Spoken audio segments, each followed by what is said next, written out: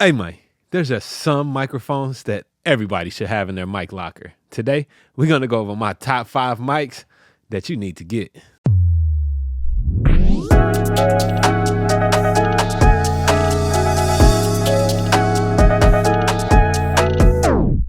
What's up, YouTube? Welcome back to the channel. I'm Wavy Wayne from Wavy.wav. And if you don't know yet, this channel is all about helping you to record and mix better and faster. So go ahead and hit that subscribe button, hit that like button, turn that notification bell on, and drop down in the comments and just say, what up, Wavy? So today's video is actually one that I've been thinking about for a while and just thinking about sharing with y'all some of my favorite microphones, but mics that I just think everybody should have, because it'll just give you all the versatility that you need in the studio, and no matter what's thrown in front of you, you will be able to capture it and capture it well, as long as you have these microphones in your mic closet. Let's just address the elephant in the room, the obvious one, right? Number one on my list is gonna be a Shure SM57B. This microphone is just incredible and it's super versatile. It has great frequency response. It is just an amazing microphone to have. It sounds really good.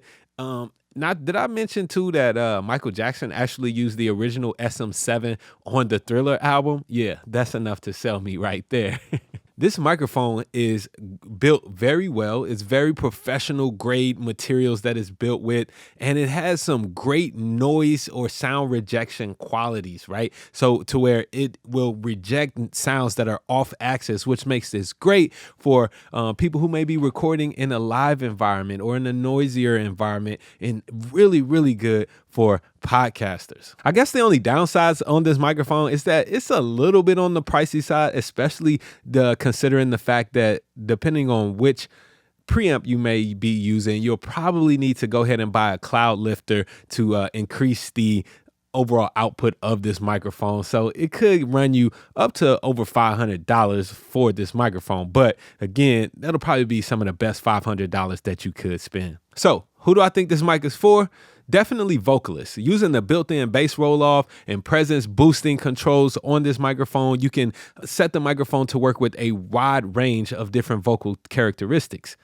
Also, any professional audio mixers, anybody who's working in professional audio, and of course, podcasters. This is probably the most revered and most widely used podcast and radio broadcast microphone there is, because again, it rejects off-axis noise, which could be happening when somebody is talking across the table from you or whatever. This is a great mic for all those situations. It also works great for extreme heavy metal vocals or very aggressive rap vocals. And if you just have a singer who's just very energetic, like my wife Lydia is, this mic is going to be one that you definitely want to put on that vocal.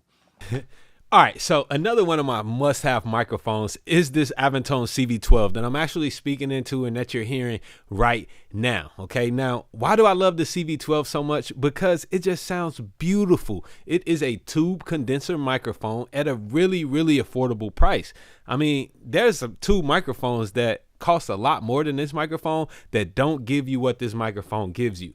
Now, what do I really like this microphone on? I love it on a nice silky pop vocal. Now, as long as the singer isn't too harsh, this microphone will do it, because this microphone is a little bit brighter than a lot of other tube microphones that I own, but it definitely adds a certain characteristic to a pop, smooth type of vocal. Taylor Swift really loves to use this microphone. She says it's her favorite. And another dope thing about this microphone, yes, it is affordable. Yes, it's rugged, but there are a lot of third-party parts that you can get to actually mod this microphone and make it your own. So from changing the tube to the capsules and other internals of the mic, I think this is a great choice for everyone to have, especially if you don't have a tube condenser already.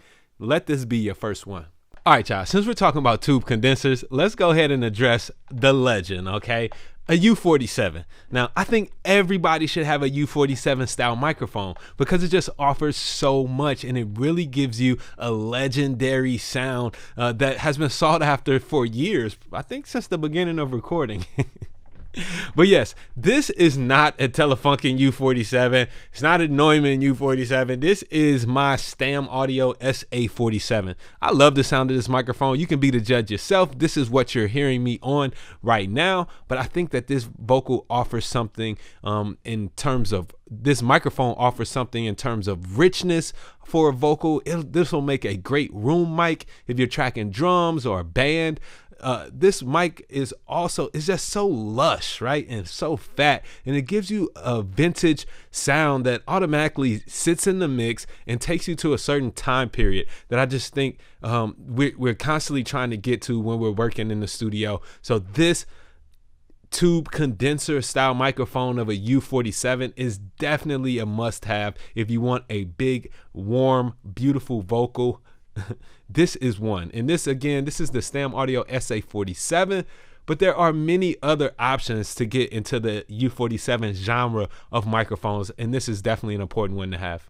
All right, y'all, so another very classic microphone that everybody should have is a U87 style microphone. Now, I have in front of me is the Gauge ECM 87. This makes getting a U87 very affordable, and this actually sounds really good. Now, U87s have been used on all types of things, from overhead mics to mic and pianos, of course, vocals, guitars, drums, whatever you name it, the U87 can handle it. But I will say that it is a little bit more particular than the other mics that I've mentioned so far on vocals, right? This mic either loves your vocal or hates your vocal, U87 styles in general. But I will find that the ECM 87 is just a beautiful representation of what a U87 style microphone should be like. And also it just has so much versatility to it, and it really does sound great, especially for that price.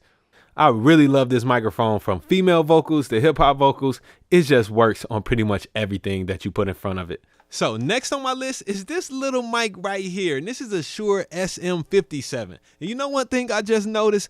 A lot of the good microphones have a 7 in the name, all right? We went to the U47, U87, now we got a SM57. There's something to it with the 7s, man. So, but really, this microphone is super versatile. I'm using it on a vocal right now. It's been used on some of the biggest records on vocals. It obviously is a great guitar microphone for either the mic in an acoustic or even the guitar amp. It's beautiful on a snare drum. This microphone is just a workhorse, and it's definitely the most versatile microphone that I own because it's so durable. I can even use it as a hammer in the studio if I need to. I don't recommend you try that though. But really, SM57 is a beautiful microphone. It can be used on stage during live performances. It's very directional. It doesn't require phantom power, and it just works. It just is a beautiful microphone. It sounds good, and you can use it on just about anything. All right, y'all, that has been a quick little insight into the top 5 microphones I think every engineer should have in their mic locker. Which ones did I leave out? Because you know I didn't name them all. Drop down in the comments below and let me know what you think of these 5 and what others you have in your mic locker that should be on the list. I'm Wavy Wayne from WavyWayne.com. Check out the website. Make sure you hit that subscribe button. And I'll see y'all on the next video. Be dope.